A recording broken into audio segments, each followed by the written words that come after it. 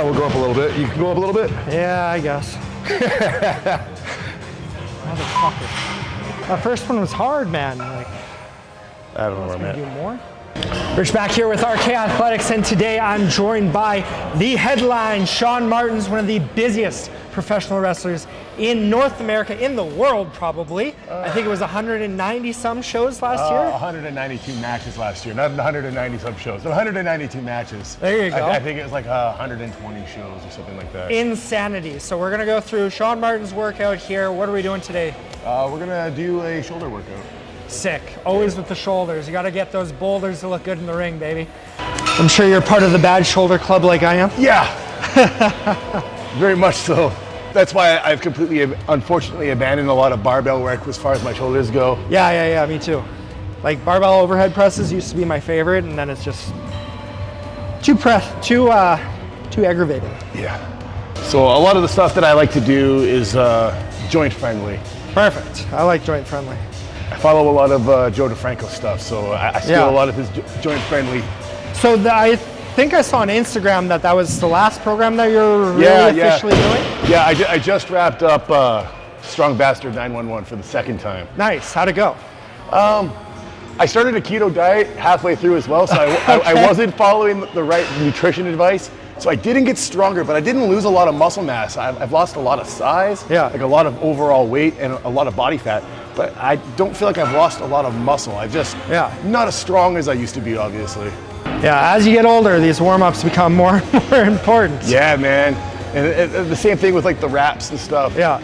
When I was young, somebody once mentioned to me, wrap up now like you're a 40-year-old with joint issues, so that you don't have to when you're a 40-year-old with joint issues.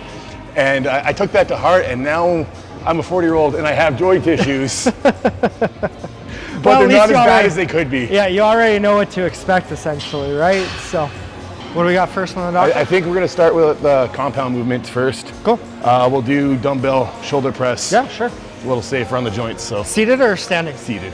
Excellent. Well, let's head on over there and we'll claim a bench. Yeah. What kind of rep range are we gonna be looking for this first? Personally, I like to work within the 8 to 15. Okay. So quite a variable, eh? Yeah. I start my early sets, I try to hit the 15, and then I'll get heavier and heavier, and when I can't get 8, then I know. Okay, cool. How many sets? Usually 3 to 4. Yeah. Yeah. So you're a little bit more flexible with I'm a little bit more flexible, especially right now in between programs. Yeah. Yeah.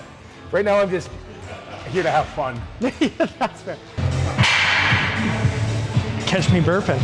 Let's see what kind of crazy weight this man picks. Because I will definitely be grabbing lighter. Try 60s. To do 60 for 8. I don't know how heavy I'll end up going with this, but I think you're up first, but I'm not used to training with other people. Me neither. That's one of the reasons why I wanted to do this is A, it shows me what other people are doing. Yeah. B, it makes it a little bit more enjoyable. And C, it actually makes me work out with others. Yeah. So then I actually have to push myself a little bit versus being like, I understand that. This is good enough for today. I feel like I'm cooked, but you're not.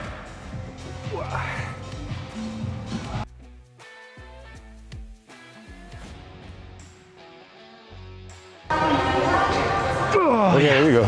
Whew. How many was that? That was 12 or 13. Yeah. There you go.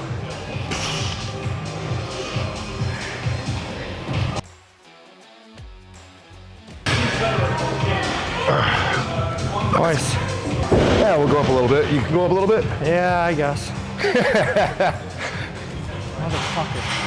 That first one was hard, man. Like, I don't know where I'm at. Do more? 70s. I think this is well capped today. Over the years, like, how has your training kind of changed? It's just gotten more intelligent, more efficient. I started working out when I was 15 years old, and I'm an old man now. 15 years ago, if you didn't have somebody like an older brother or a dad or somebody that worked out, there was nobody to teach you how to do this kind of stuff. So you just kind of like flew by the seat of your pants. You read Flex magazine for muscle and fitness, and you tried to pick up stuff from the pros. But for the most part, it was all trial and error. Unfortunately, I went through a lot of error. It's not until stuff started to get more online, and I was able to reach more professionals and stuff like that. So yeah, it's just gotten more efficient and more intelligent. You got this. Oh shit, yeah.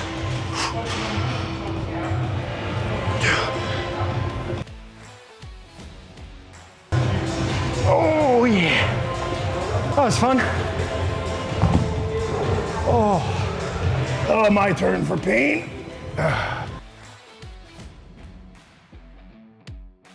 You got this. Up. There we go. Beauty. I'm gonna be honest, like, I love this stuff. So I find that I love and enjoy most of the programs that I do. I've done some Greg Doucette stuff. I've done a little bit of the Athlete X stuff. Oh, yeah. Wasn't a big fan of that. I'm not really into the athletic training. Yeah. It's beneficial, but it's not my thing. I'm more of a meathead. That's totally fair. Flex Factory YQR in Regina, they put together a program for me. I worked with Cash, worked with you a little bit in the past. I've been trying to reach out here and there. For the most part, it's all, my entire life, it's just been pulling from magazines and like figuring stuff out myself. And I enjoy it. Like I put a lot of time and effort into thought process in the gym. You're gonna get full 8 this time. Full 8? Yeah. 6. Come on, you Two more. One. Yeah, you're good. I think the biggest light bulb moment was when I started to understand that form means more than weight. Yeah. You know, like you might be able to just jerk around these heavy weights, but really all you're accomplishing is injury and exhaustion. You're not actually reaching any actual muscle stimulus. I think that was probably the biggest light bulb moment that I've experienced personally. Yeah. The ego lift. The ego lift. Cut the ego lift down, and I'm the guys in the CWE locker room that are in the gym with me all the time. They can attest to this. I haven't completely shaken those ego lift things. Like, I have a feeling most people don't actually shake it off. I think there's always a degree of that because, like, again, whenever we're training, like, we're always striving to be a little better. Yeah. So there's always a little bit of that ego that comes into place. Like, if you expect to have perfect form for every exercise, you're probably going to stay at the same place. So it's like there's times and places, but like for the most part, you want to make sure you're not like wrenching out your back with the deadlift. That's way too heavy. Yeah, I've definitely done that. I think that's the only time I've ever hurt myself in the gym was definitely doing deadlifts. And it's been more than once. Yeah, I've gone through back issues with deadlifts, so okay. Now I don't do deadlifts. I believe in the philosophy of push until you can't because like I can't seem to keep it accurate count. Yeah. There you go. A little bit of a pause. Go. Nice. Next, I like to do a banded L raise. Okay, you're gonna have to show me those ones because I don't think I've ever done that before. Okay, I got really bad shoulders and an artificial elbow. Yeah. So to say I have joint issues is an understatement. Yeah. We stand on the band, making the O, holding onto it with the dumbbells. We don't need to go super heavy with the dumbbells. Yeah. Keep your arms at 90 degrees and just do a raise. Okay. Interesting. I can tell already those are gonna suck. And then just. Yeah. Ooh. You can feel that medial delt activation immediately, right?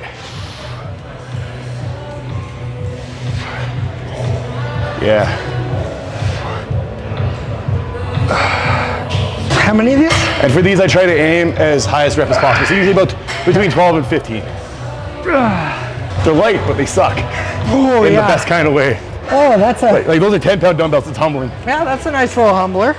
I've had points where my shoulders have been so messed up that I can't lift my arm. Yeah. So these little tweaks to my workouts has made a big deal, and like my shoulders are much stronger than they used to be. Yeah. I mean, I still can't get underneath the squat bar, but.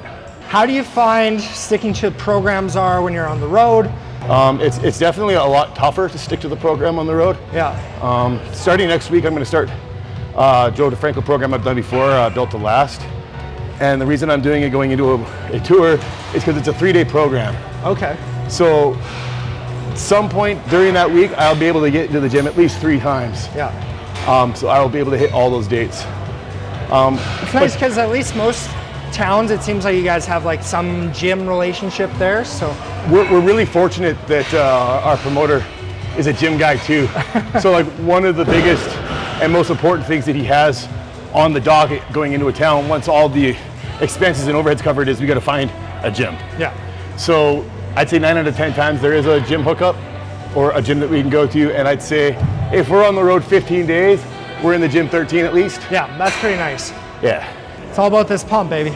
Yeah, I don't want to lose it. I haven't had a pump in like months. I was gonna say, my shoulders are already feeling pretty puffed up. So one thing they don't tell you about the keto lifestyle is pumps go bye-bye.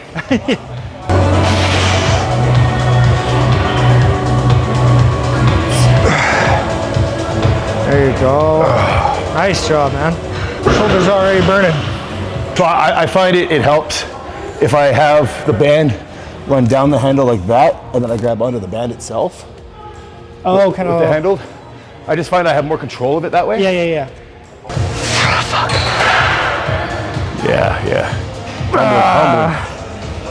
Oh, yeah. So like I said, I've started the keto lifestyle like the last 3 months. Yeah. And that's the number one thing that I've noticed is like where I used to be able to grind. As soon as you hit that wall with this, I have no glycogen, so it's just done. Yeah. Like there's no grind whatsoever. There's go or nothing. How do you like the transition to more of a keto? It was an adjustment. Yeah. Like mindset wise. Like I tell people this all the time, it's like the biggest thing for me is like I started as a carnivore diet attempt, and then I kind of loosened up, and I knew I was going to loosen up going in. But when your meal is just a chunk of prime rib, and there's no potatoes or greens or anything beside it, it does psychologically it doesn't feel like a full meal, even though you've got like 900 calories worth of beef sitting in front of you, you know. Like, so getting past that was a big thing. But now that I'm like 3 months in, I'm really digging it. I think my body is really responding well to it. I can feel more energized. I used to have really bad afternoon crashes where I would have to like sleep at 2 in the afternoon in like 3 or 4 hours. And I don't have those kind of crashes anymore. A lot less brain fog. Yeah. So overall, it's going good. Today's actually the first time I'm trying targeted keto. So I had some carbs on the way here. Oh, fantastic. That's why the veins are popping out. Yeah. What would you consider a body guy in professional wrestling? Oh God, like in my mind, you look at somebody like, I mean, you could look at the smaller end. I would say even like Finn Balor's on the smaller end of that spectrum. See.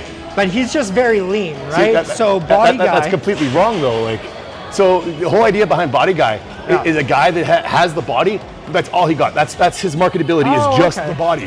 That's why he's a body guy. Gotcha. So today, a lot of younger wrestlers think, oh, that guy goes to the gym and he's got a good physique and he looks good. He must be a body guy. No, I could get fat and I'd wrestle just the same. So I'm not a body guy. So it'd be more like the Ultimate Warrior The style, Ultimate Warrior was right? a body guy. He won't mind me saying this because I've actually had this discussion with him. But like Chris Masters, when he first debuted in WWF, he was a body guy. Yeah. He couldn't move around the ring real good. His wrestling skills were not that great, and he was just known for his physique. Yeah. He's actively gone into, he lost a whole lot of muscle mass, a whole lot of size in order to be able to move better, and he's become one of the best professional wrestlers in the world. He's no longer a body guy, even though he once was. I see where you're coming from. Yeah, I guess that is a common misconception because, like, again, the way I perceive it is just like, hey, it's somebody that has a really good body, really good physique, regardless of what they can do in the ring. But yeah, I can see where you're coming from, where it's like a body guy is more of like, that's all they really have going for them, right? Exactly. So yeah, I appreciate that kind of message too. God dang. Yeah. Oh yeah. Oh, that set felt like a big ass. Yeah, and it was 10 pounds. Oh yeah. Edit that out. Make sure it says 20 pounds on that and we're good. Typically, I skip front delt, so we'll probably go to a rear delt movement. Probably do a face pull, because I find that to be the most enjoyable of the rear delt movements.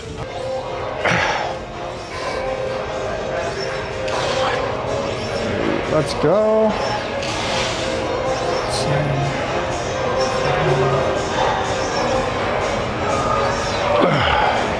Nice. So I'm guessing if you started at the gym when you were in 15, wrestling came afterwards. No. No? No. Okay. How'd you get into wrestling at a younger age then? Oh man, there's a whole group of us that did. My story is really weird. Professional wrestling since I was 5 years old has been my entire life. 5. At 5 years old, Okay. yeah, man, just obsessed. Always wanted to be a part of it. Knew I was going to be a part of it. It got to be that I was about 15 years old, and I was a moderator on a mostly adult message forum. I don't know, a lot of kids watching this aren't going to know what message forums were, but back in the day, that's how we communicated. That was our social media. I totally remember that. And I actually came across some guys in Calgary that had a training school, and they invited me to come down and train, and I took them up on it one summer, the summer that I was 15, and learned to wrestle. And then in the first year, I broke in on the very second RCW show ever. Oh, so you have been with them since the very start, basically. So I had somebody ask me, they were like, oh, they announced that Shaun Martens was there since the start. I was like, that's not true. He's like around my age. That was 22 years ago. So I guess that's true. Yeah. That's freaking cool. 2003. How old were you when you got into that? 16 or 17, yeah. Crazy. Yeah. Crazy. Yeah. There's a whole group of us that were around that age. It was a wild time in Alberta. Where Are people, like, some of them still wrestling today, or? Most of them. Really? Yeah. All right, let's name names. Let's hear them. Bobby Sharp. Bobby Sharp, yeah. Big Jess Youngblood. Yeah. Heavy Metal. Kamikaze. Ray of Von Slasher. I was going to say Omen. Yeah. Yeah. The Omen. So you said you went down to Calgary, right? Yeah, Who yeah. was the trainer down in Calgary? I trained with a fellow known as Rick Bogner. He was the fake Razor Ramon. Yeah. I went down to his training school. I trained there. Cool. Trained a little bit with Bad News Allen and Johnny Handsome. Okay. I was there for about a month, and then parents pulled me out 15. Like the rest is kind of history. Cool. Wrestled for about, what would that be, close to like 6, 7 years, 10 years-ish. I had like 5 years off in between, and then I started back with Monster Pro Wrestling. Yeah, that's where we met. Got the training, I trained some more there. Got to break me in a couple times. Yeah, man, and then, it took off. Yeah. What's like the first memory you have of wrestling then? Okay, so the very first wrestling memory that I have is Hulk Hogan and King Kong Bundy in the Big Blue Cage, WrestleMania 2. Okay. That's the very first memory that I have. I was really young, like I was 2 or 3 years old. Tell me you still love the match. Oh, absolutely. Yeah? Absolutely, man. I love it all. The nostalgia. The moment that I knew that this is something that I had to do was the 1997 Royal Rumble. Okay. When Shawn Michaels super kicked Sid and won the title after being screwed out of the title at Survivor Series, I just remember getting so overjoyed and running around my house and screaming and just, I've never felt that happy before in my life, and I just kind of knew that if this could do this for me, I wanted to do this for other people. So who were some of your guys when you were when you were younger that you looked up to? Oh man, I was a big Undertaker. Who were your wrestling fans? I was a big Undertaker guy growing up, a big Hulk Hogan fan, Bret Hart. You know, the same guys that all kids like, right? So you were more WWF than WCW? As a kid. Yeah. As a kid, but that also comes from where we come from. Like up here, WWF had the stronghold. You didn't get NWA or WCW. Yeah, you can. And then as I mature and like more of that stuff is available, I definitely gravitate more towards the WCW Southern wrestling style than I do the WWF style, as a part of like appreciating the wrestling work in the ring. Yeah, that was going to be my next question: is how has your like fandom kind of evolved as you've gotten older and even like further into the business now, being 20-some years down near in? When you look at it, like growing up, I was a big fan of like the Hulk Hogans and the Undertakers, Papa Shango, and Shango, baby. Now if I'm looking for matches online, I'm looking at Tully Blanchard and Arn Anderson and Ric Flair. I'm looking at Jackie Fargo. I'm looking at Gorgeous George. So really digging in deep. Yeah, man. Yeah. So a Horseman fan too. Oh, absolutely. How can you not be? I mean, I think you could tell that from the entrance gear and all of that. Yeah. I'm a big Sid fan too, but not everybody can be the master and the ruler of the world. Nobody can be the master of the world right there.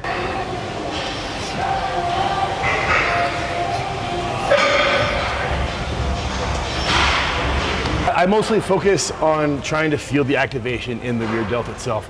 So as I get to the full extension, I try to like externally rotate a little bit just so that I can feel the contraction in the delt. Cool. You've rubbed shoulders with a lot of like people that have been in the Federation, WCW, all over the place. I guess like, is there somebody that you used to really not like and now you have a little bit more of appreciation for like what they've done overall, or? Oh, absolutely. Jeff Jarrett. Jeff Jarrett, okay. Hands down. I was never a Jeff Jarrett fan growing up, and now he's like one of my top favorites. It's the strut, isn't it?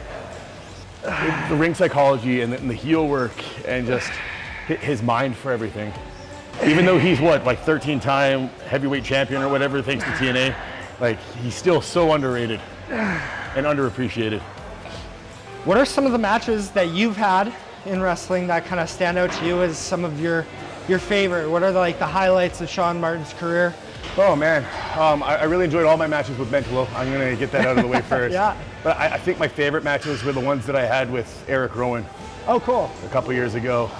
But I find myself getting complacent, and then you rely on your greatest hits, and you don't try to grow and expand, and you just rely on what works and don't try new things. And Rowan really made me come out of my shell and try new things that I wouldn't normally have called or tried myself. And because he was so much bigger than me, there was really no grounds for me to say, no, I can't do that. I really felt my confidence in the ring grow a lot working with him. Yeah. I like to think of wrestling as a variety show, right? And I've heard that a million times, so I'm not taking credit for that. But you need to have something for everybody. Yeah. Because again, you never know what somebody's going to love, right? There's a lot of wrestling fans that they come out and they want to see the really good wrestler. Right. But then there's people that have never been to wrestling before, and they're like, oh, well, this is fun and goofy, and who knows what you're gonna get? And that's where it's all of a sudden it's have somebody slip on a banana peel. I mean, a guy that's right. So a guy that's a perfect example of that is Eugene, Nick Dinsmore. Yeah. Probably one of the best technical professional wrestlers, maybe of all time. Definitely alive today. But he understood that the way he looked and at his size, he was never gonna be that main event guy. So he took on this character that he could connect with people in order to tell a more comedy-based story while still being an amazing wrestler. Yeah. I'm gonna just get risky. I'm gonna get risky. Fucking fancy pants over here. This is the ego lift part. He's been slacking this whole workout. This is actually his warm-up.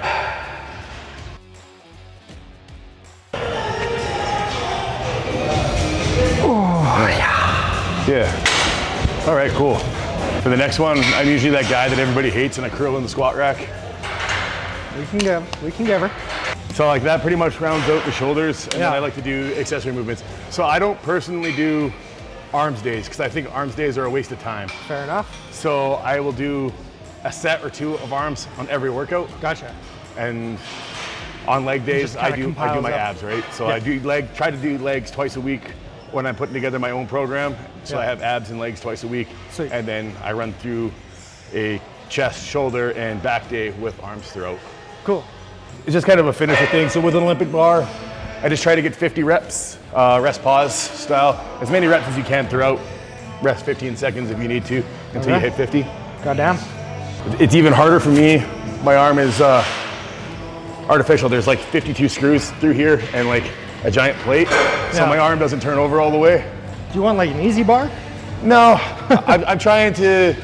Lately, I've been trying to train through it in order to get used to it because I'm tired of being limited. Fair enough.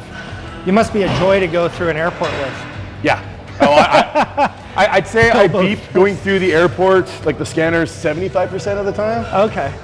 But sometimes they're dinks about it, and sometimes they're just I just show them the scar and they go, okay. What are you usually rocking in the headphones for your workouts? Katy Perry. Katy Perry? Nice. It varies. I'm going to be honest, a lot of the times it's WWE entrance themes. I love it. I find that music is the attachment to emotion and the soul. Yeah. And our bodies react the way that our minds are triggered. Yeah. So I have a lot of positive and aggressive memories associated to a lot of these songs. So it's not necessarily that they're good music, it's that they trigger things within you. Yeah. There's an emotional connection in a way. Holy man. Yeah. I don't know where I'm at. I completely lost count. I believe that was 22. I think it's 22 as well. Oh yeah. This sucks. This looks fun. Looks like it's gonna be so much fun. There you go. Upper body definition's looking good though. Yeah, that's the keto. Yeah. And the Reese's squares that I had on the way here. Which WWE themes are kind of the go-to if you need to hit a PR or something? Right now, it's the Disturbed Stone Cold theme. The re-release now? Yeah, that's been the big one. I've listened to that a lot. Kevin Owens is a huge one. That's my deadlift song, yeah. LOD, the Iron Man ripoff. For LOD? Yeah, I never realized it as a kid, but if you listen to it, like, so they used Black Sabbath's Iron Man in the NWA, and when they came to WWF, obviously Vince doesn't like copyrighted, won't pay for licensed music, so they actually redid their song, but if you listen to it, it's Iron Man. It's crazy, I never really thought about that. I'm gonna have to check that one out. His arms are burning, baby. It's fun, it's fun. This is another DeFranco thing that I stole.